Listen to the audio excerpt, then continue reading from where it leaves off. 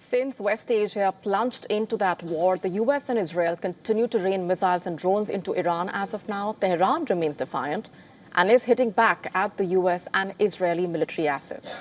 U.S. President Donald Trump making it clear in no uncertain terms that there will not be any deal with Iran unless it surrenders unconditionally.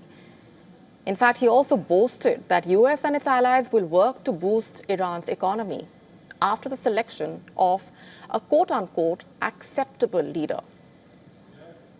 Residents of Tel Aviv woke up in the morning to sounds of blasts as Iran launched a wave of missiles and drones towards key locations, and this left several people injured while damaging infrastructure. Trails of interceptions were visible in the sky amid the exchange of fire between Israel and Iran. And in that attack, the IRGC claimed to have used missiles which have a range of nearly 1,450 kilometers. Iran also announced that its drones have targeted American military bases in Kuwait in large numbers over the last few hours. Sirens blared in Kuwait City as the defense forces tried to intercept the projectiles. Kuwait's defense ministry has said that 67 of its soldiers have been injured over the past week. Tehran also claimed to have struck a U.S.-owned oil tanker near the borders of Kuwait. Meanwhile, explosions were heard near Erbil Airport in Iraq's autonomous Kurdistan region, which hosts U.S. troops. Additionally, oil production at an oil field operated by a U.S. firm was reportedly halted owing to an Iranian drone attack. Iran, meanwhile, has threatened to target all facilities in the region if the Kurd fighters are allowed to enter its territory. Iran also made another sensational claim. It asserted that American THAAD radars located in the UAE and Jordan and the over-the-horizon radar located in Qatar had been destroyed by IRGC's missile and drone units. Other countries in West Asia have also not been spared. Bahrain accused Iran of striking a hotel and 2 residential buildings in its capital city. According to Qatar, its naval forces were inside these buildings but were unharmed. Earlier, Doha claimed to have thwarted an Iranian drone attack on the Al Udeid airbase as well. Iran also continues to target Saudi Arabia. Riyadh has said that it intercepted and destroyed 3 drones unleashed by Iran. The UAE also remains on guard. The residents of Dubai received an alert on their phones urging them to take shelter from the potential missile threats. Until now, the UAE has claimed to have intercepted over 1,000 drones, 250 ballistic missiles, and 8 cruise missiles. And with the war spreading across multiple parts, the casualties continue to mount.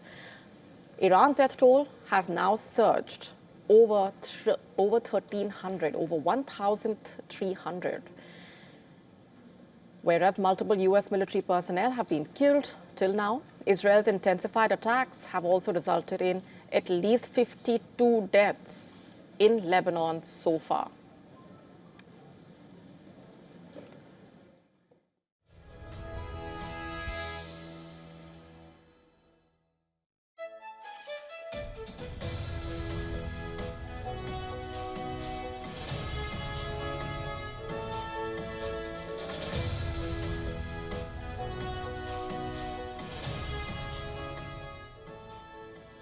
Now, Israel has also stepped up the ante. It claimed to have destroyed more than 60% of Iran's ballistic missile launchers in a big statement of intent. In fact, 50 Air Force jets reportedly destroyed Ayatollah Khamenei's underground bunker in the heart of Tehran.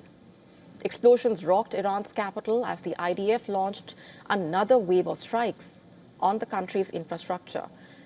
Israel also released footage of the alleged destruction of 6 Iranian ballistic missile launchers, which were headed towards its territory.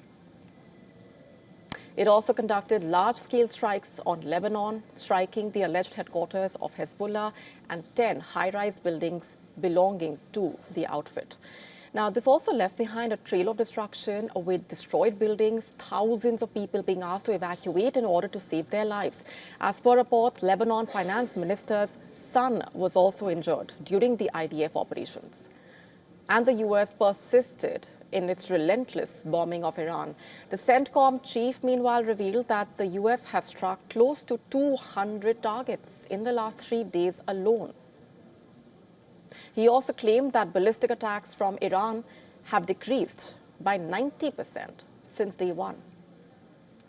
In just the last 72 hours, America's bomber force has struck nearly 200 targets deep inside of Iran, including around Tehran. And in just the last hour, U.S. B-2 bombers dropped dozens of 2,000-pound penetrator bombs targeting deeply buried ballistic missile launchers. America also released a video showing an alleged Iranian drone carrier being hit by its strike. Iran has yet to comment on this specific claim. Earlier, Trump said that he will not accept Khamenei's son's ascension to power. He insisted to have a say in the selection of Iran's next supreme leader. Trump also claimed that Iran was reaching out for talks. However, Iran's president rubbished this speculation.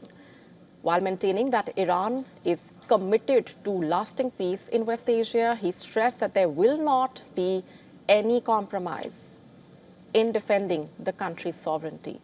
With both sides unwilling to restart negotiations, it seems apparent that we are in for an extended spell of war.